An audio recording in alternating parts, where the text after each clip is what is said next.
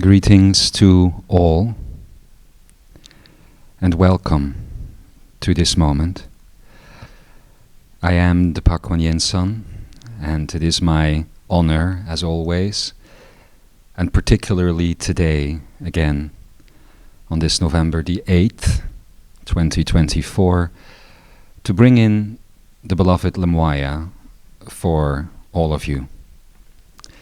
But before we do, I would like to invite you to take this moment to return to San, to return to Da, to love, to feel it in your heart, in your head, and in your belly, not just as a thought or an emotion, but as a truth that this moment is the one and only moment, and that there is nothing that comes before this moment and nothing that comes after. In this unique moment of the now is in a state of oneness with every other version of itself, with every other moment, which also has nothing that comes before it and nothing that follows it. This is the power of your love. And let us return to joy, to Ba.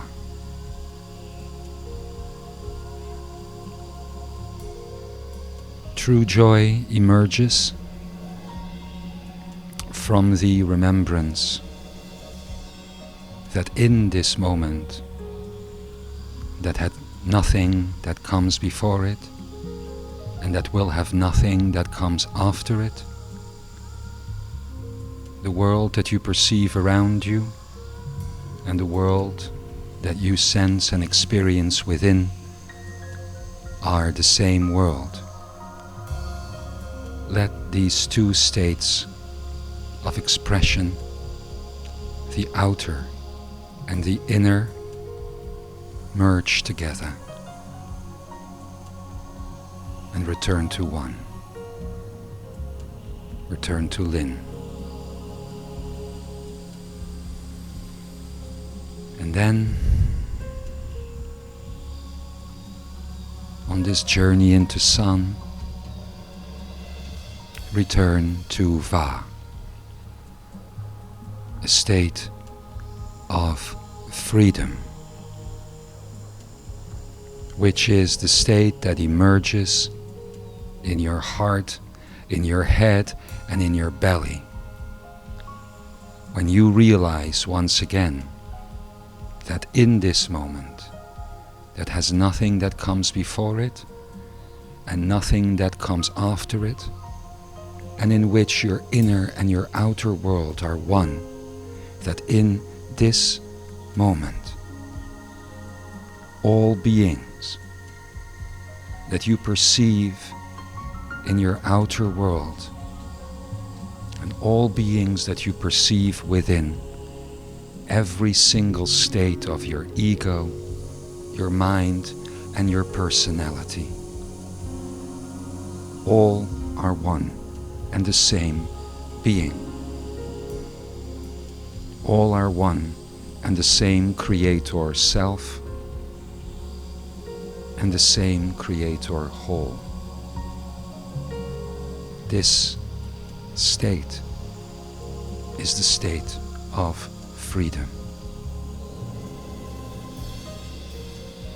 And let us then return to the state of Ra, the state of truth, where all things, all beings, all events, all objects, and every single particle known in existence is one and the same particle. Yet each particle, each event, each person and each object, each being is unique in that expression. In this moment, where nothing precedes and nothing follows, where the inner world and the outer world are one, where all beings in both worlds are one, where all points are unique and yet at the same time entangled, is the state of truth. And then return to the state of Ka, the state of life, where in this unique moment all hearts are the same heart. Each and every core of each being, each event, each thing, everything is the same heart. The heart of the Creator, which when you look deep enough is the black hole known as the Akene.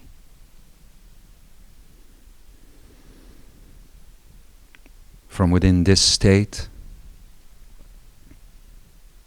I invite you to enjoy the beingness known as Lemuaya. I will see you on the flip side.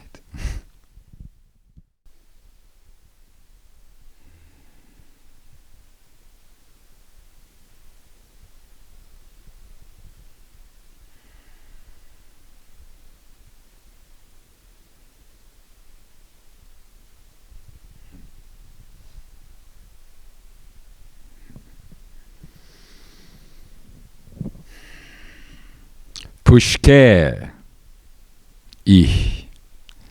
Sankara Imzaia.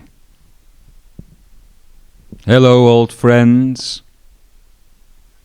and new ones. I am Lemuaya of Tachyonic service and Tachyonic creation, coming to you in this unique moment, for which I would like to thank the beloved Pah Kwan Yin San to take all of you through what is known in Ea Ichipa exercise as the Daka principle. This is indeed an exercise, a method, a meditation, a way of being, truly, that should be as natural as your breath, as the beating of the heart in your chest. And you say, but I do not control the beating of the heart, I do not control the breath. That is to some extent true. It is happening in a natural and somewhat automatic way. But so is San. San is not something that you invoke, not something you bring to the table. It is something that is always there. Something that you tap into, whether you like it or not, and that you can then follow through on or ignore. Now, your standard setting on this earth in your mind, as we have been attempting to explain in the past sessions, is to ignore this state. And again, as I've said recently, this is not something to beat yourselves up for, because it is the very thing that you come here to do, to pretend that Savok is the way, that the mind is the thing, that the illusions are all that is, and that space-time is fundamental. That finiteness is the norm, and that you are but fleeting sparks of humanity that come and go, as though you are some firefly, some one-day thing that has merely a beginning and that will have an end. It is preposterous, if you think about it, that one can believe such a thing. Yet, except for some hints within the religious circles and some hints within quantum science, you as a species tend to take this, everything I've just said, as your base level of reality. And as we have explained, this is because your ego, mind and personality construct is designed to consider space-time fundamental. It is designed on that software. And much like you cannot run a program on a Macintosh that was designed for a Windows device, so you cannot run your ego, mind, personality construct outside of the confines of this field of Lavat, where everything is separated. So, the good thing is, it's not your fault that you are short-sighted in most cases. In fact, it was your choice to be. To study, as we said previously, creatorship from the perspective of finiteness. But then, Luke happened. A 9-year-old life, here to observe, study humanity in its ability to receive love. And for those that knew this being, or know this being, they know the Da sensation that I am talking about. Now, to make a long story short, as you know, the conclusion to all of that 9 years of beingness was an evolution required in the state of human consciousness. So the study of Savok, or the study of the mind, in the way that this Ekaraya, this holographic training reality that you find yourselves in, has been set up so far, is coming to a fundamental change.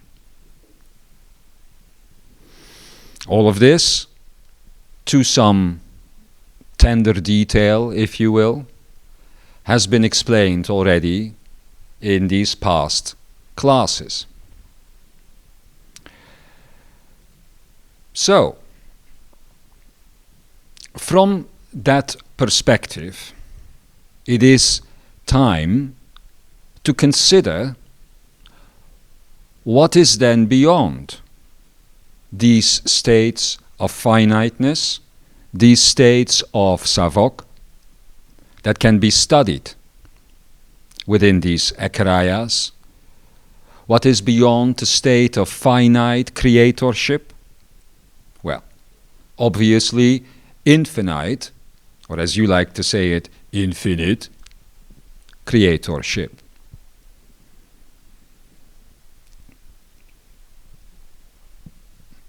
The reason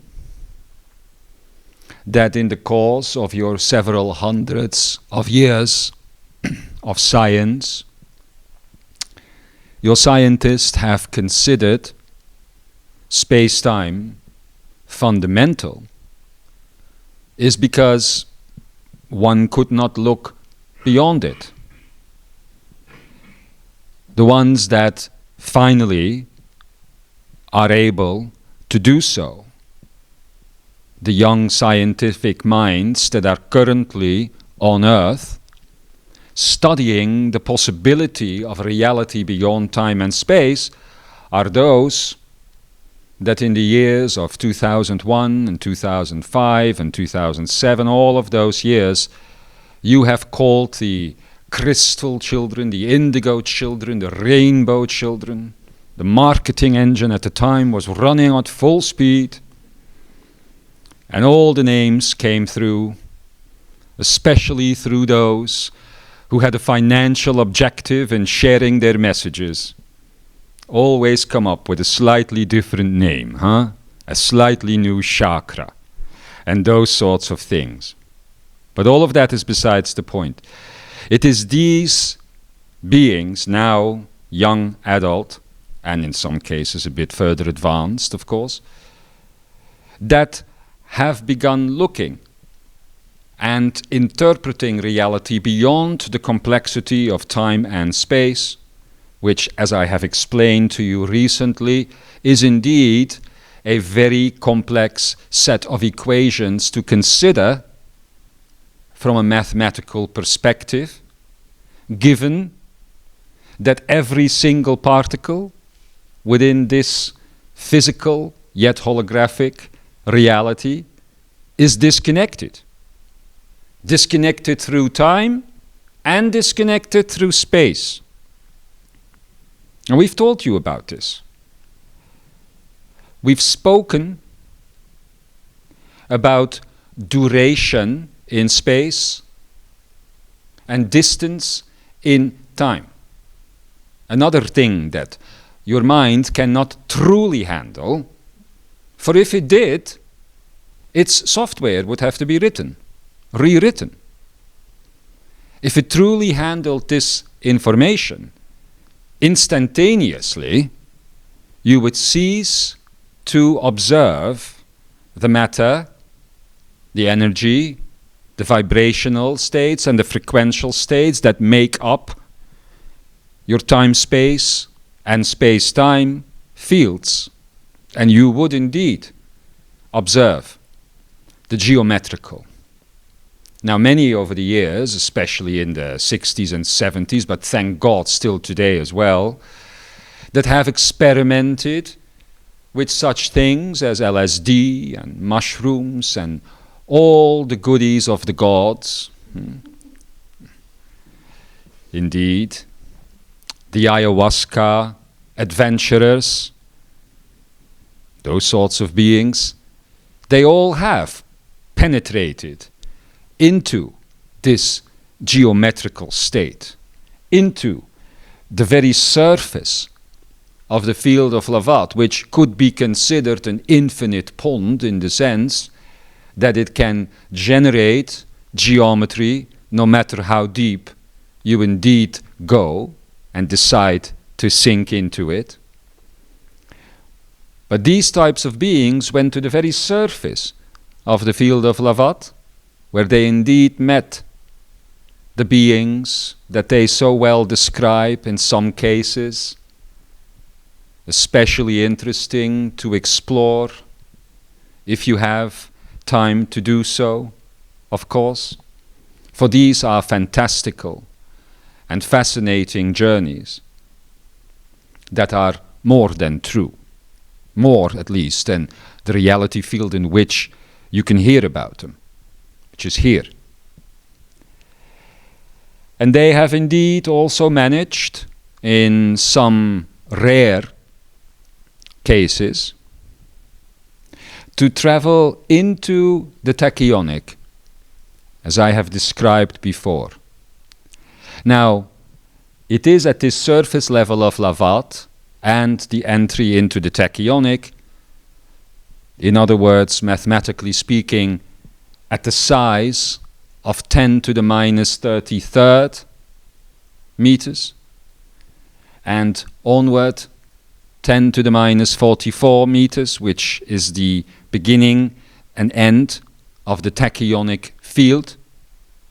So in other words, if you measure all the way down to 10 to the minus 33rd, you are measuring the edge, the surface of the Lavat field. You go any further than that, time and space become meaningless, and as some scientists out there have said, it is just black holes from there on, man. Which is the truth. I've explained this as to why last time we spoke.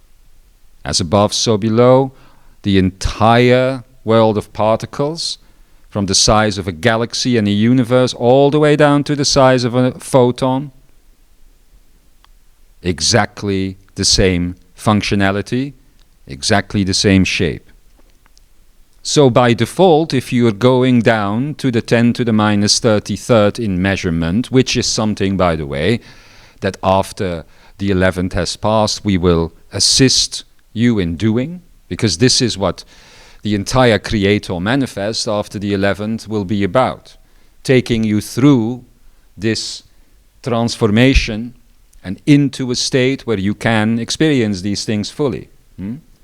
But at 10 to the minus 33rd, where space and time break down, because at that moment you are measuring the heart of every photon, the heart of every particle, you are at the field of black holes, minuscule black holes, which, if you were to observe the entire Lavat field and the entire Ekaraya from here, you would see merely the surface of that particular singularity.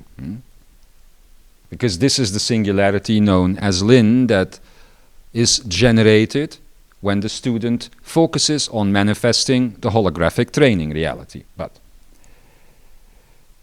when you go further beyond that 10 to the minus 33rd and you go into 34, 35, all the way up to 44, or the minus 44, you're in the tachyonic. Now, at this point, time and space have already collapsed, are already meaningless. You are no longer functioning in the temporal and in the spatial.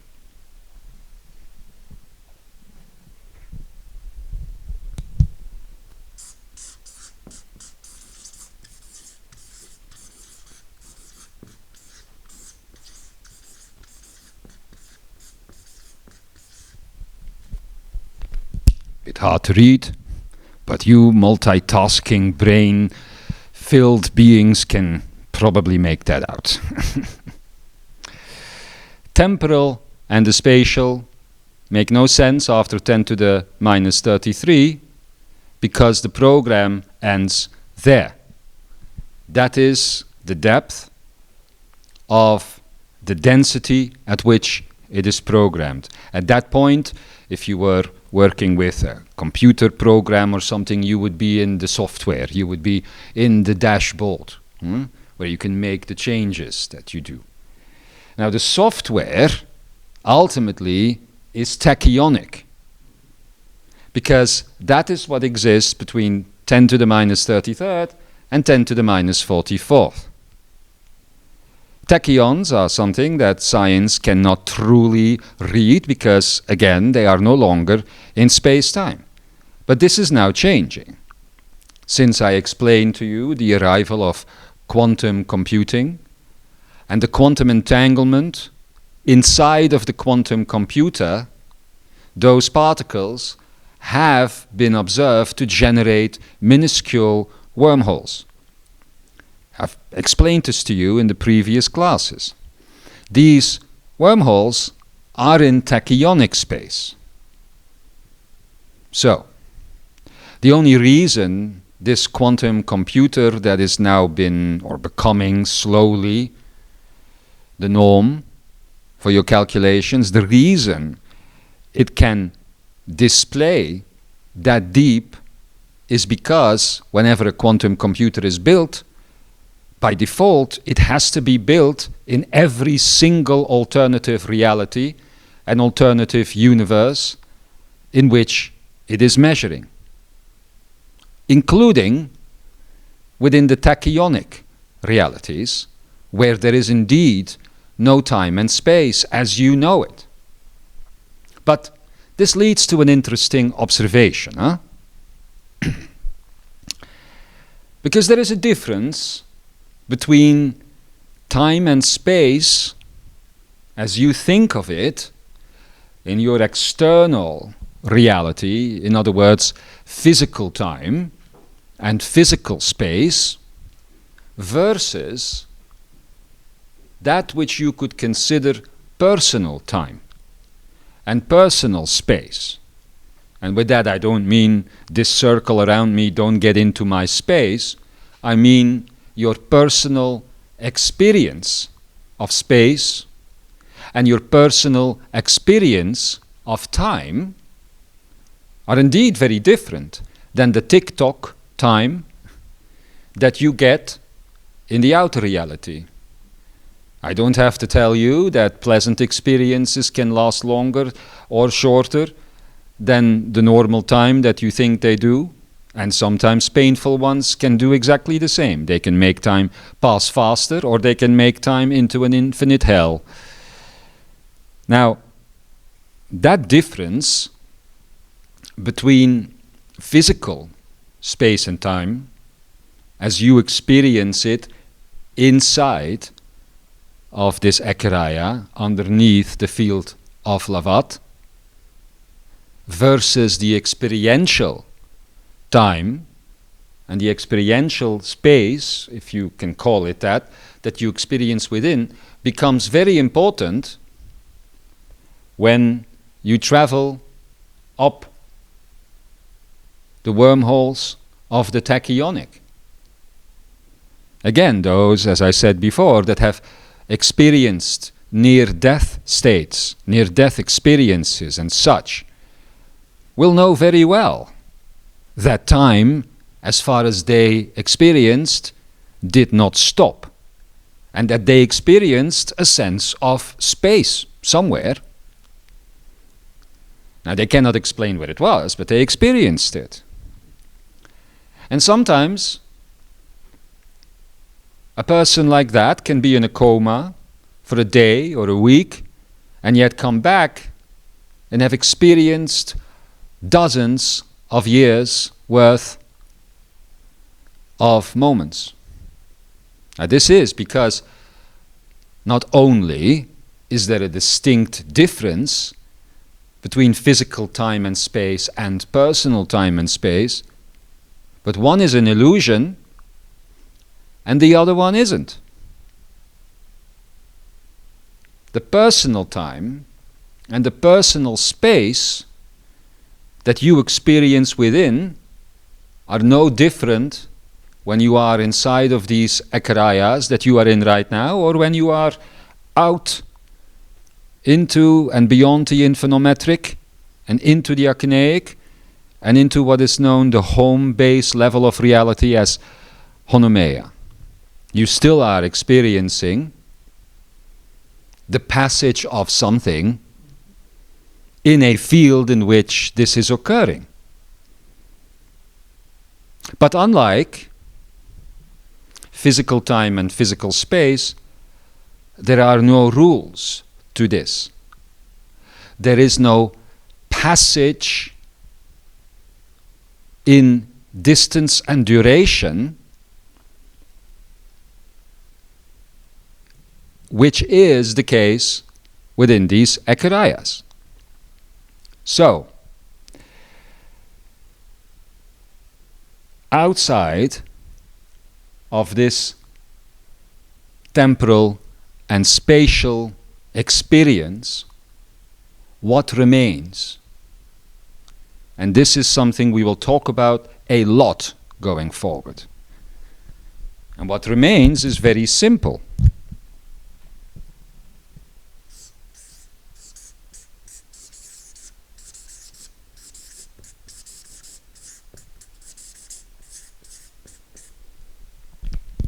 What remains outside of the temporal and the spatial is the experience of permanence. Now, throughout my first two parts of this talk, I have littered little bits and pieces of hints, speaking to you about the state outside of here, speaking to you about a way of being that is at the same time extremely different, yet ultimately, experientially speaking, the same as what you are now experiencing. However, as the Cosmic 12, prior to my messages, have told you,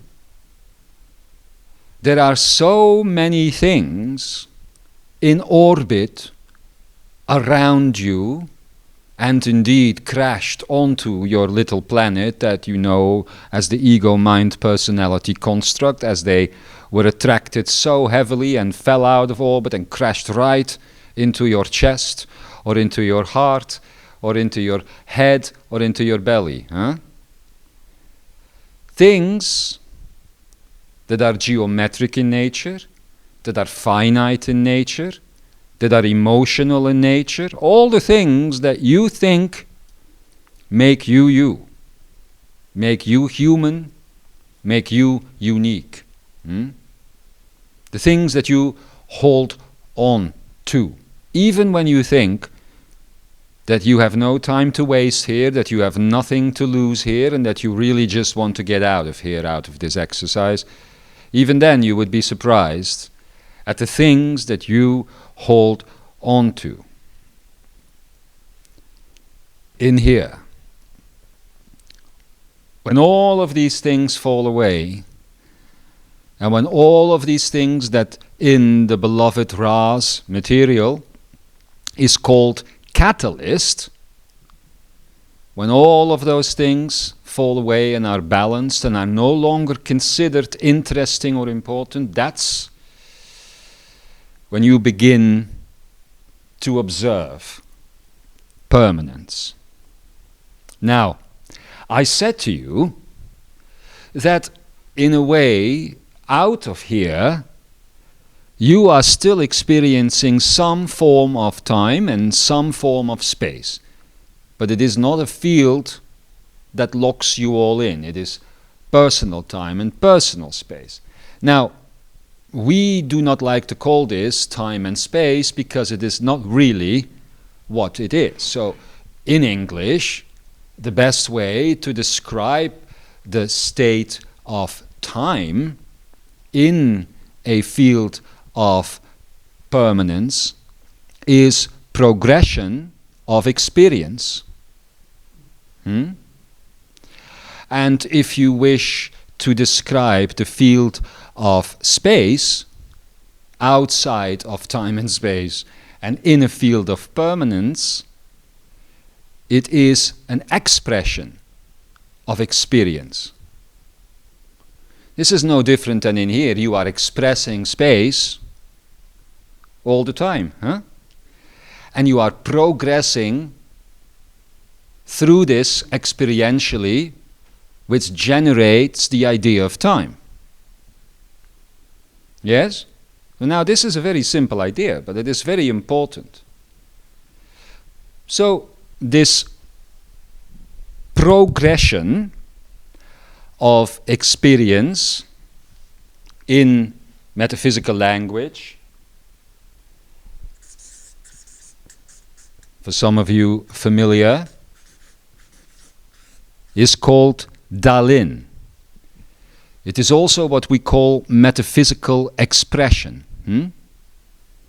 So an expression of an experience is what creates the field for that experience to take place in. It's the field of space. The progression of that experience inside of that Dalin field, and some already know this too, is called Valin. Va, of course, as you know, for those that study Dalin, is the vector or the approach to the creator, to the past space. So, while you've already heard in past tuitions that Valin is ultimately a type of metaphysical calendar, we have tried to explain this to you before, but we said this because it is the progression of experience in the field of experience that you generate by expressing, by existing. And those two things is simply the engine on which your entire beingness exists.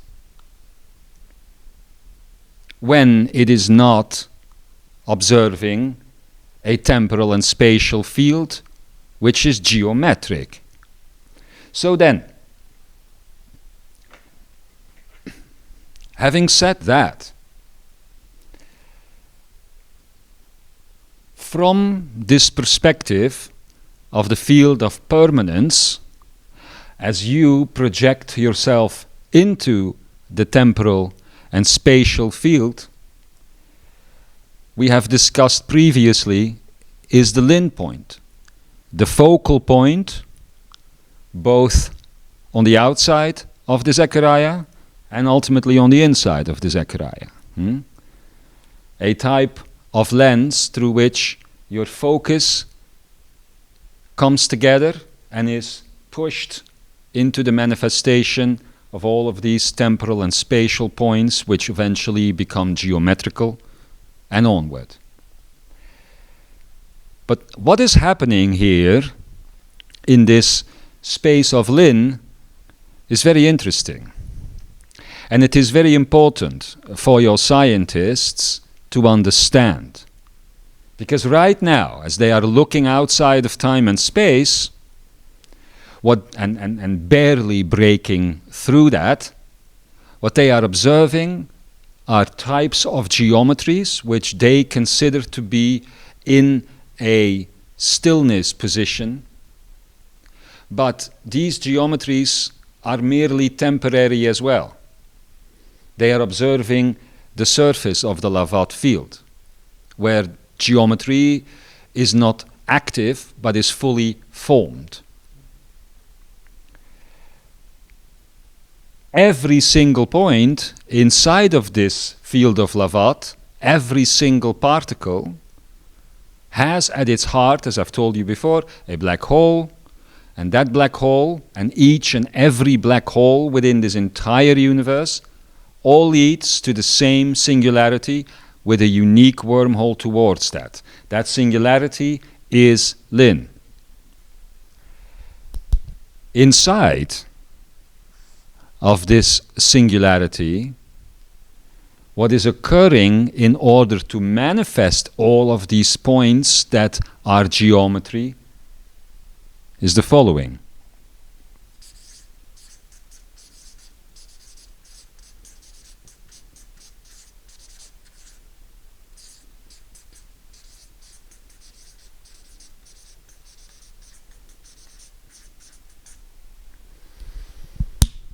What is happening here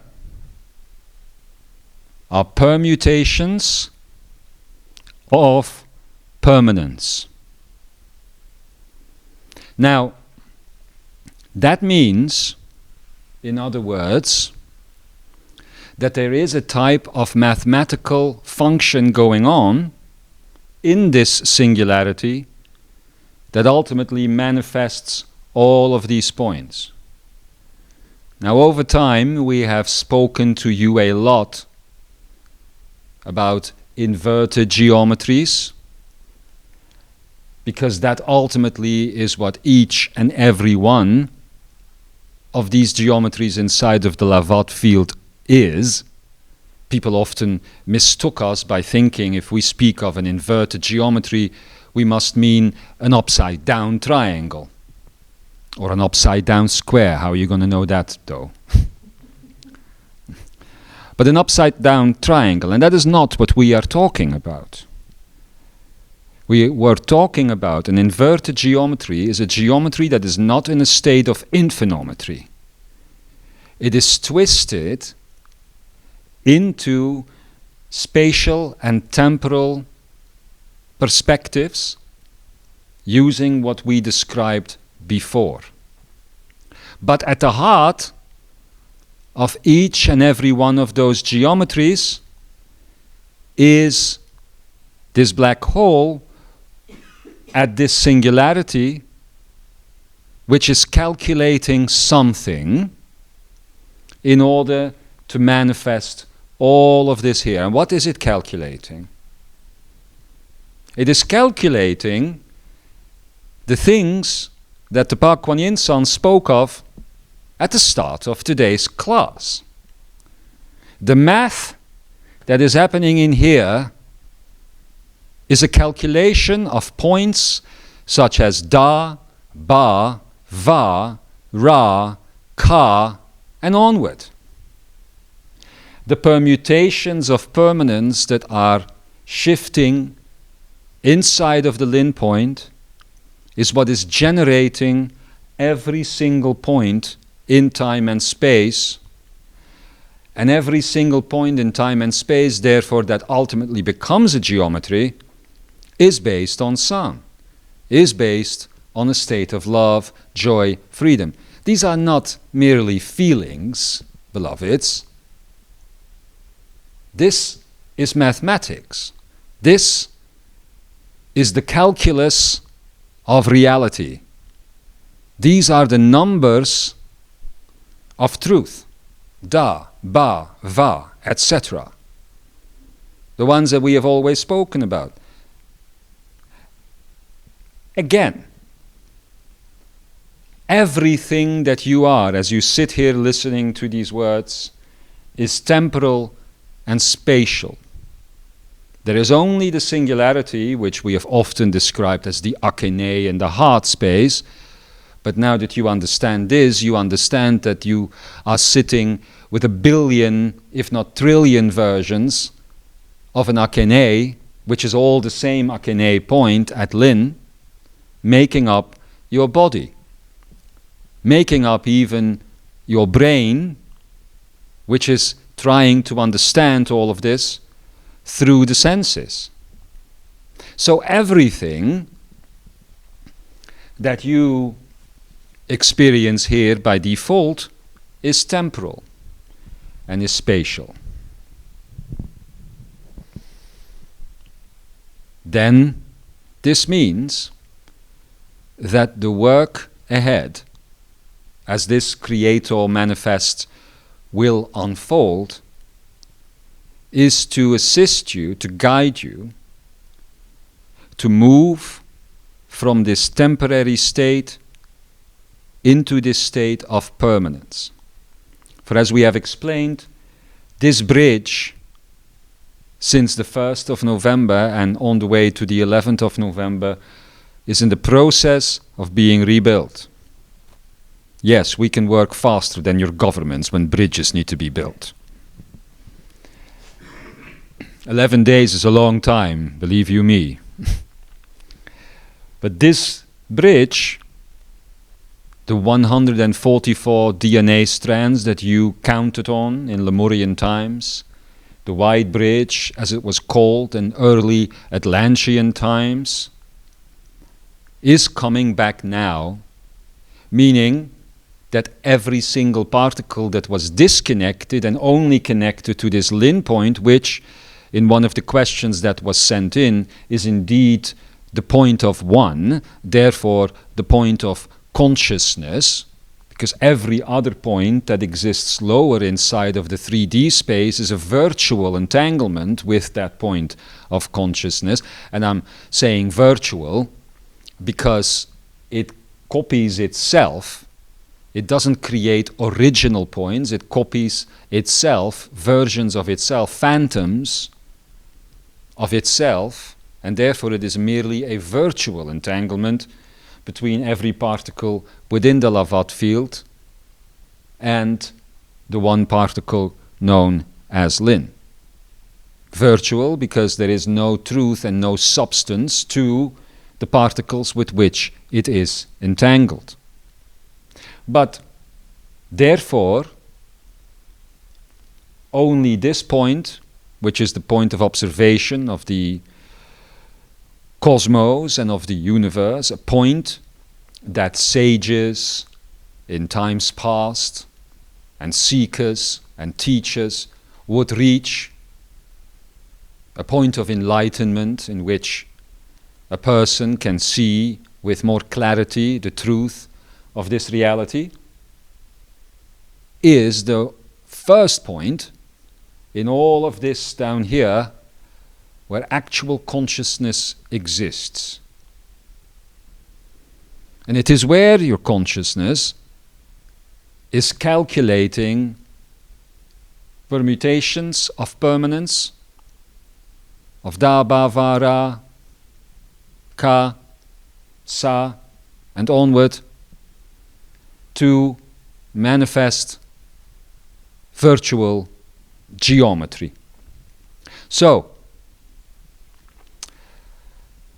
as I said to you, we must now come to a point of exploring and studying what it means to be beyond this. As I've said at the beginning, what you have studied up until now is the finiteness of creatorship, the mind, in other words, and ego and personality, that which you have labeled Savok. From within the state of permanence that is coming up now, from which you can experience this Ekaraya and that which lies beyond in Honomeya, is not the state of Savok, but is the state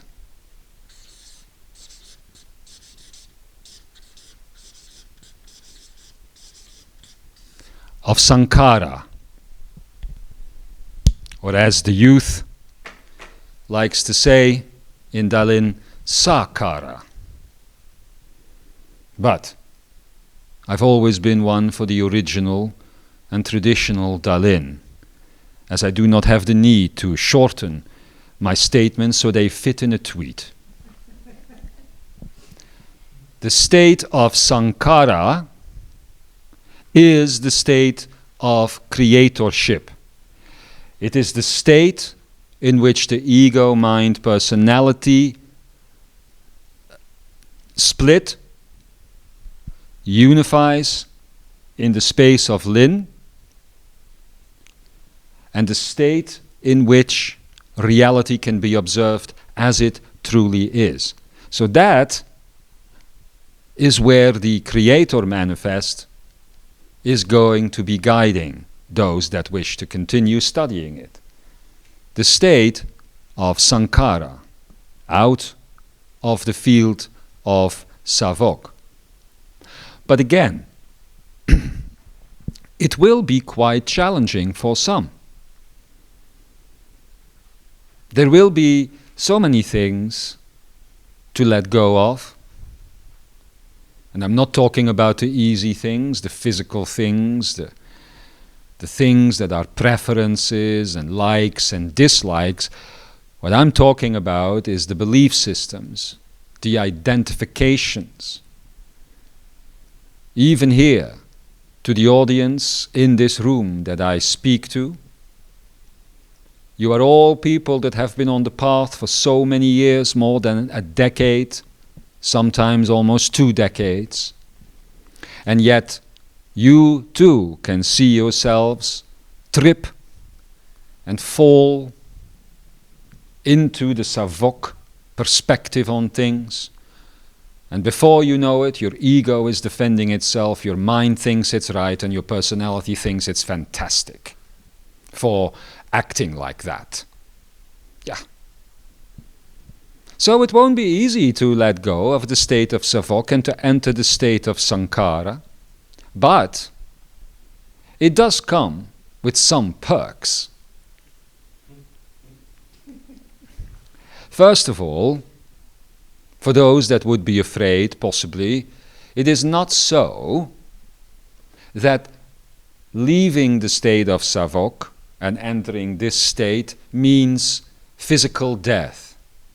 It doesn't mean letting go of this ekaraya. It doesn't mean letting go of your ego, mind, personality construct, the one that you have gotten so cozy and comfortable and tucked into in the time that you have been alive this time. No, no, no. You can keep all of that.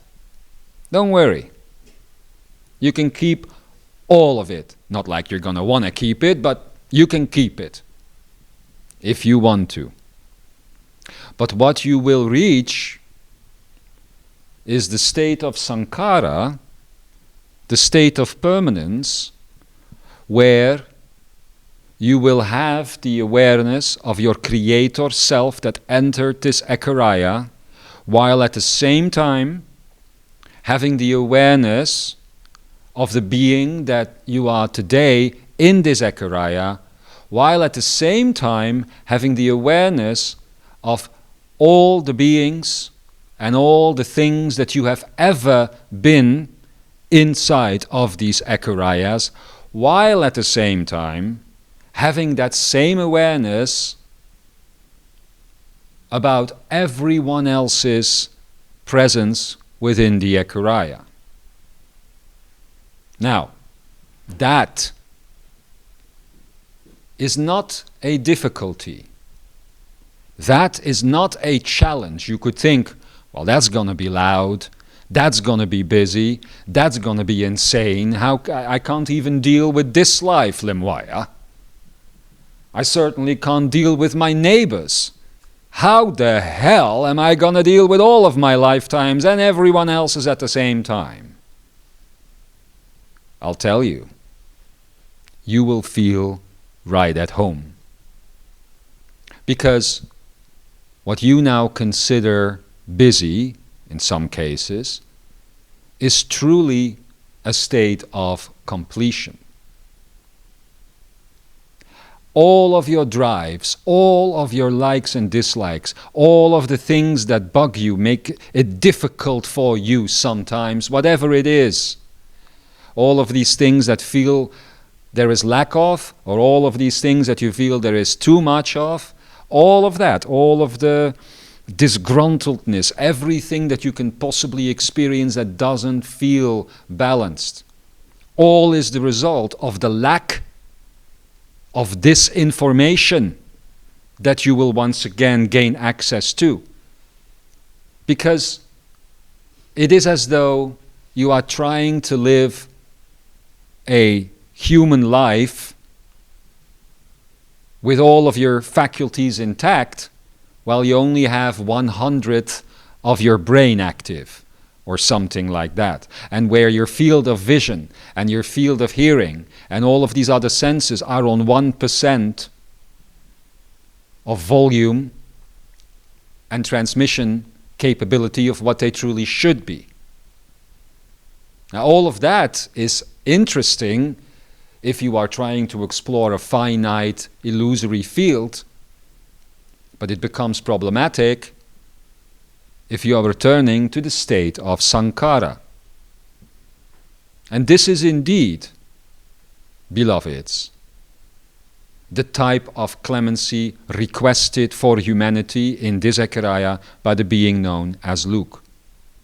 It was the word he spoke Sankara. Return to Sankara. They are ready. This was his message. And now here you sit, returning home.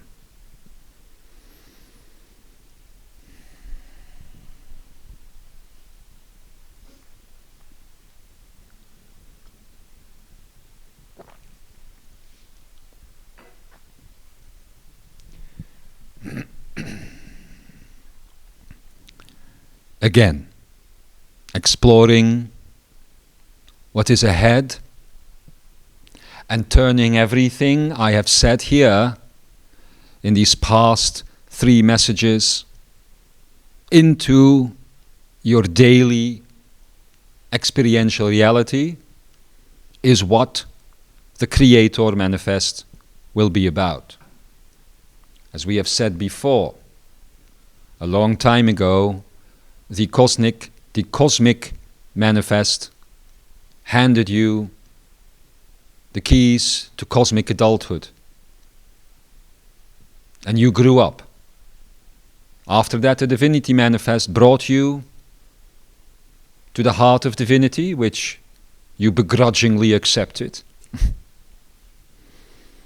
And now, as we create the Creator Manifest together with you, we are moving home while keeping the lights on here. We believe this to be, or it will be, a much more effective way of tuition, which will also affect you positively as a student outside of this exercise in Honomeia. But it will be up to the beloved Cosmic 12 who will arrive here on the day after the 11th to present their follow-up message, to get into that with you. I, Lemuaya, will leave my delivery here for now. I find it important that you revisit these 3 points, these 3 moments, these 3 classes, and that you ask some AI to help you understand it better, summarize it for you, or something like that. I'm kidding. No, what I'm trying to say is that I would like you to go to these 3 moments again and again and again until the time comes that you feel it is your information and it streams out of you, because that is where I have taken it from in order to deliver it here. It is from you. It has always come from you. You are the one. You are the Lin. You are the Creator Self and the Creator Home. And while it is time to go to another level of this exercise and training program known as Echarias, it is also time for just a little bit to come home. Beloveds, I look forward to continuing this information soon. I look forward to Kutumi and the 7 sisters of the Pleiades to be here on the 10th and the 11th of November in your linearity, and to take this and to take you to the next level. And I will see you there. Until then, my God, I love you. I am with you always. Have a good day. Have a good moment. Have a good time. And so it is.